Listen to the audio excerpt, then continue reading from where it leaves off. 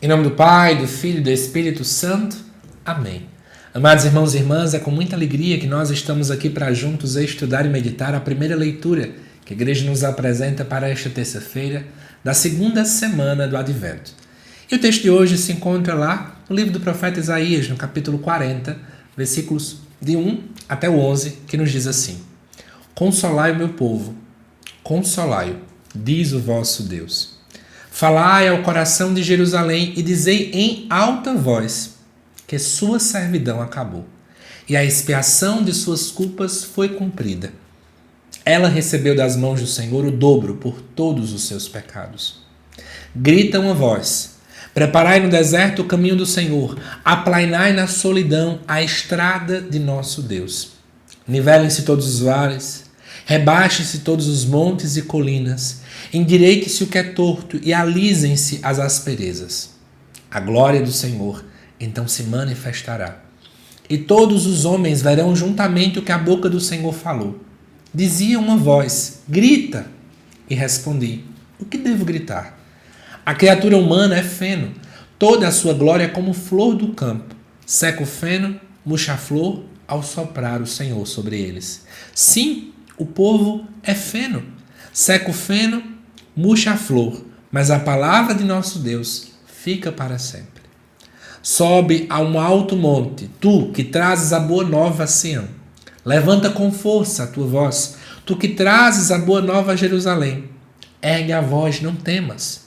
Dize às cidades de Judá: eis o vosso Deus.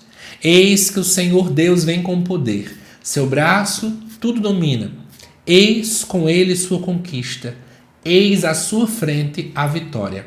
Como um pastor, ele apacenta o rebanho. Reúne com a força dos braços os cordeiros e carrega-os ao colo. Ele mesmo tange as ovelhas mães. Amados irmãos e irmãs, para você conseguir entender esse texto, você vai precisar ir comigo e lembrar alguns detalhes muito importantes do livro do profeta Isaías. A primeira coisa é que já é consenso entre os estudiosos que nós temos 3 blocos de livros dentro lá de Isaías. Mas o que vai nos importar agora é saber que existem os 2 primeiros.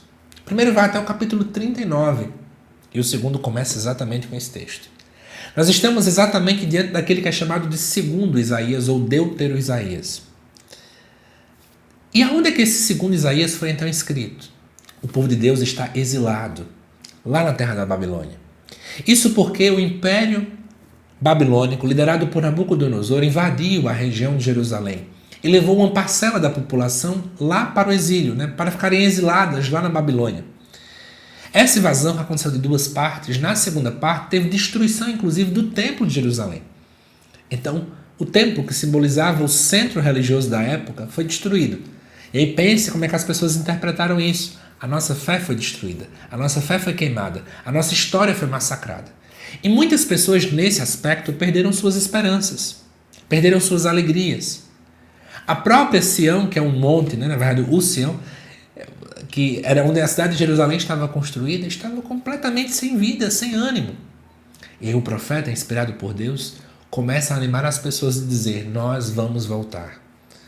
E aí vem a imagem de Deus que é consolador. Agora há pouco eu estava vendo uma pessoa comentando no vídeo aqui do canal e ela dizia assim: ouvir e ler o profeta Isaías é refrigério para a alma, porque de fato, olhar para esse texto é meio que um mundo onde ninguém consola ninguém, cada um pensa em si mesmo. Nós olhamos o consolo de Deus. E é isso que o profeta quer fazer no meu e no teu coração. E aí vamos mergulhar na palavra para a gente ver isso. Começa Deus gritando: consolai o meu povo, consolai-o. Eu acho que esse primeiro grito também vale para nós. Deus que diz: gente, consolem as pessoas. Tem tanta gente triste, solitária, perdida, sem fé, sem esperança, vivenciando aí grandes exílios babilônicos mesmo. E a gente precisa consolar esse povo. E a gente precisa dizer para essas pessoas: Deus te escuta, Deus está contigo, Deus te ama. E o texto continua: falai ao coração de Jerusalém. Lembra que Jerusalém estava sem vida, sem população direito, sem tempo. Fala ao coração: a sua servidão acabou. Ou seja, o tempo do exílio está acabando mesmo.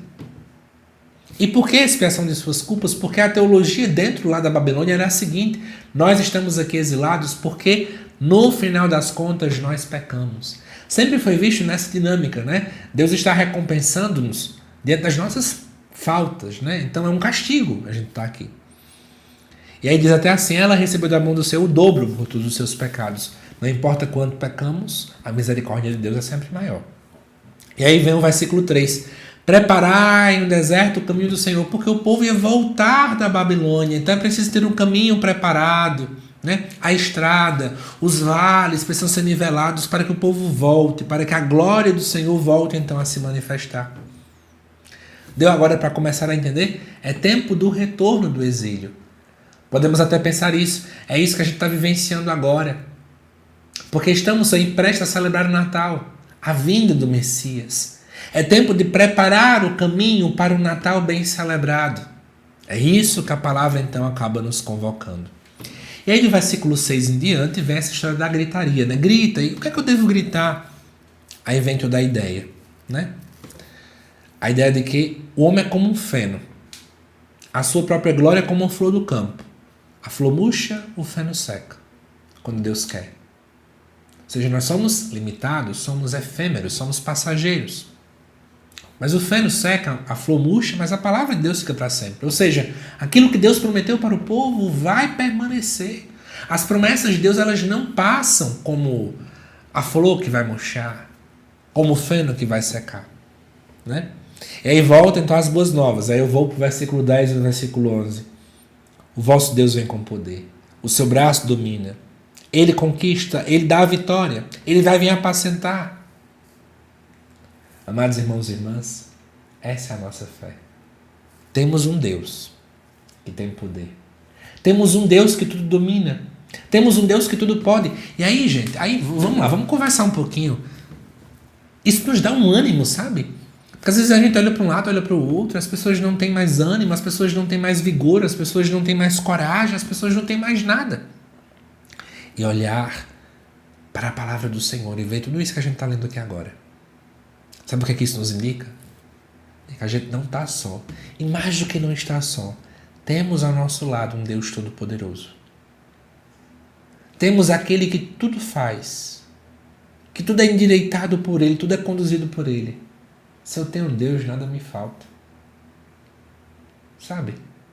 E é isso que nos anima de celebrar o Natal. Vamos celebrar o nascimento daquele Deus que quis ser homem, mesmo tudo podendo, tudo dominando, mas que quis meio que apacentar-nos de tão perto, tocar em nossa realidade, pisar em nosso chão.